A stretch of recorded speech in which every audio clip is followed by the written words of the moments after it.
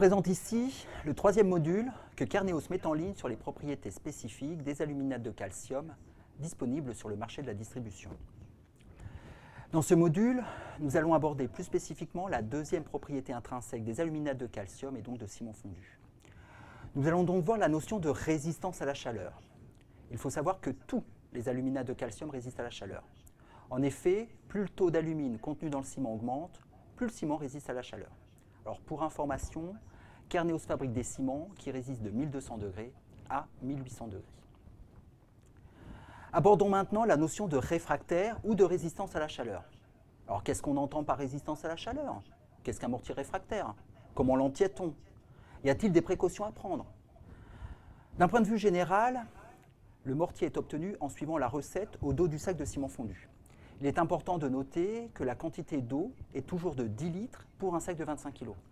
Seule la quantité de sable est différente et le dosage indiqué respecte les dosages mentionnés dans les DTU, notamment 24.1 et 24.2. Comme pour le précédent chapitre, on parle toujours d'eau totale. Attention donc au sable exposé aux intempéries, riche en eau. Pour faire simple, réfractaire signifie tenir à la chaleur.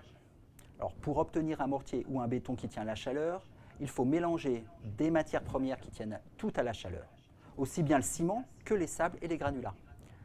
Seul le ciment fondu tient à la chaleur. Mais qu'est-ce qui se passe avec les sables et les granulats?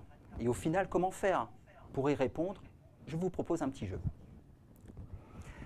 Les règles du jeu sont les suivantes. En première partie, nous avons le groupe des matériaux. Alors, il y a les ciments traditionnels, ciment fondu, différents types de sables. On a d'abord les sables dits silico-calcaires, qui sont souvent des sables de mer, des sables de rivière, des sables de carrière. Ils peuvent être lavés ou non, concassés ou roulés. On a aussi d'autres types de sables qui existent. Vous pouvez les trouver dans les régions montagneuses ou en Bretagne, par exemple, pour les croches granitiques. La chamotte est en réalité une argile broyée, plus ou moins finement, pour donner sable et granulats. Ce sont des matériaux appelés matériaux naturels.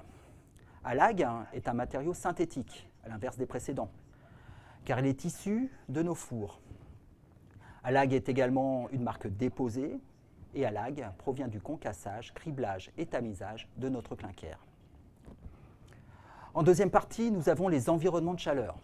Alors on y retrouve les fours ouverts, type cheminée barbecue, les fours fermés, fours à pain, fours à pizza, les environnements industriels, comme les aciéries, les fonderies, les métalleries, et pour finir, les zones d'entraînement de pompiers par exemple. Dans ces environnements, ce qui est important, c'est non seulement la chaleur en elle-même, mais également les cycles répétés de chaleur. En dernière partie, nous avons les températures d'exposition, 100 degrés à 1300 degrés. Vous allez devoir classer les matériaux et les environnements dans l'ordre croissant de température. Je vous laisse quelques secondes pour réfléchir et pour placer les matériaux en premier, selon leur résistance à la chaleur, et les environnements sur cette échelle de température. On positionnera en premier les matériaux et on va chercher à 100 degrés et à 100 degrés, on va trouver les ciments traditionnels. À 450, 550 degrés, est-ce que vous avez une idée? On va trouver les sables silico-calcaires. À 700-800 degrés, on trouve d'autres types de sables, tels que les roches granitiques ou pouzzolaniques. À 1100 degrés, c'est particulier, on trouve les allags. Et donc, on trouve à 1300 degrés les chamottes. Alors, où se trouvent les ciments fondus sur cette échelle? Eh bien, il est écrit au dos du sac de ciment fondu, sa résistance est à 1200 degrés, donc je le place ici. Concernant les environnements, à quelle température pensez-vous commencer? 100 degrés, 500 degrés, 800? Je vous laisse encore quelques minutes de réflexion. On va commencer en fait à 800 degrés, en plaçant les fours ouverts. Ensuite, viennent les environnements industriels ou pompiers, par des températures proches de 1100 degrés. Et pour finir, il faut savoir qu'une température proche de 1300 degrés peut être atteinte ponctuellement dans les fours fermés. Attention, la zone jusqu'à 550 degrés n'est pas considérée comme réfractaire. Cela veut donc bien dire qu'un mortier à base de ciment fondu et de sable que l'on trouve facilement dans le commerce ne permet pas d'obtenir un mortier réfractaire. Alors il existe sur le marché quelques mortiers prêts à l'emploi qui sont réfractaires. Je vous invite à vous renseigner auprès de vos distributeurs et à utiliser préférentiellement des mortiers dont le fabricant garantit la résistance à la chaleur. Cependant, restez attentifs et lisez bien sur les emballages à quelle température le fabricant garantit la tenue de son mortier. Alors en conclusion, jusqu'à 550 degrés environ, les mortiers ne sont pas considérés comme réfractaires. Donc l'utilisation d'un ciment traditionnel et d'un sable tout venant ne vous permettra pas de réaliser des ouvrages qui tiennent à la chaleur et au cycle répété de chaleur. Au-delà de 550, je vous conseille l'emploi de mortiers réfractaires prêts à l'emploi. Il est en effet assez difficile d'être sûr d'avoir le bon sable ou le bon granulat à mélanger. Alors dans la gamme de nos produits, le mortier réfractaire qui vous permettra de résister jusqu'à 1300 degrés, c'est Fondulite.